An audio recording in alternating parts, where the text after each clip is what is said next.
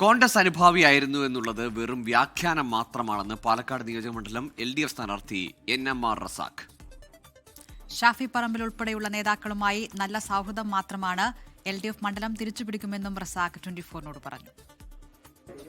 പാലക്കാട് മണ്ഡലത്തിലെ LDF സ്വതന്ത്ര സ്ഥാനാർത്ഥിയും അതുപോലെ തന്നെ ഹോട്ടൽ വ്യവസായിയുമായ NMR റസാഖാണ് നമ്മോടൊപ്പം ഉള്ളത്. അദ്ദേഹം നമ്മോടൊപ്പം ചേരുന്നു. അപ്പോൾ മത്സരരംഗത്ത് ആദ്യമായാണ്.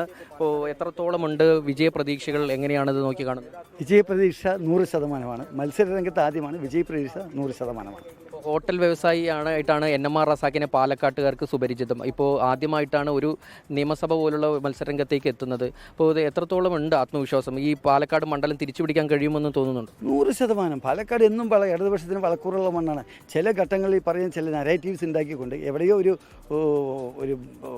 മനസ്സിനകത്തൊരു പേടി ഉണ്ടാക്കിക്കൊണ്ട് ഒരു വിജയം ആവർത്തിച്ച് വന്നാണ്. അത് ഇപ്രാവശ്യം തീർത്തും ഇല്ലാതാവും എന്നുള്ളത് തന്നെ ഉറപ്പാണത്.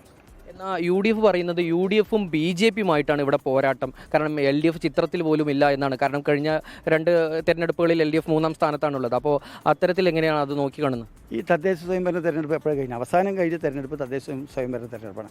അവിടെ 2ാം സ്ഥാനം LDF ആണ്. അപ്പോൾ അങ്ങനെയാകുമ്പോൾ പിന്നെ എങ്ങനെയാണ് 1ാം സ്ഥാനം 3ാം സ്ഥാനം നേരിട്ട് ഇത് മാറ്റിവെക്കുക? അപ്പോൾ 1ാം സ്ഥാനവും 2ാം സ്ഥാനവും ഉള്ള LDFും UDFും തന്നെയാണ് ഇവിടെ മത്സരരംഗത്തുള്ളത്. നേരിട്ടുള്ള മത്സരം തന്നെയാണ് നടക്കാൻ പോകുന്നത്. ഇതുവരെ പാലക്കാട്ടുകാർക്ക് അങ്ങേ അറിയുന്നത് ഒരു കോൺഗ്രസ് പ്രവർത്തകൻ അല്ലെങ്കിൽ കോൺഗ്രസ് നേതാക്കൾക്കൊപ്പമാണ് കണ്ടിട്ടുള്ളത്. VK ശ്രീകണ്ഠൻ MP അല്ലെങ്കിൽ ഷാഫി പറമ്പിൽ, ഇപ്പോൾ ഒടുവിൽ രാഹുൽ മാങ്കൂട്ടത്തിൽ MLA ഉൾപ്പെടെ. അപ്പോൾ അത്തരത്തിൽ ഒരു ചിത്രമാണ് താങ്കളെക്കുറിച്ച് അറിഞ്ഞിരുന്നത്. എങ്ങനെ കണ്ടു എന്നുള്ളതാണ്. ഞാനൊരു പാർട്ടിയിൽ മെമ്പർഷിപ്പ് എടുക്കുകയോ പ്രവർത്തിക്കുകയോ ചെയ്തിട്ടില്ല. ഞാൻ ഈ പറയുന്ന ഏത് പാർട്ടികളിലും രാഷ്ട്രീയ പാർട്ടികളിൽ മെമ്പർഷിപ്പ് എടുത്ത് പ്രവർത്തിക്കുന്ന ഒരാളല്ല.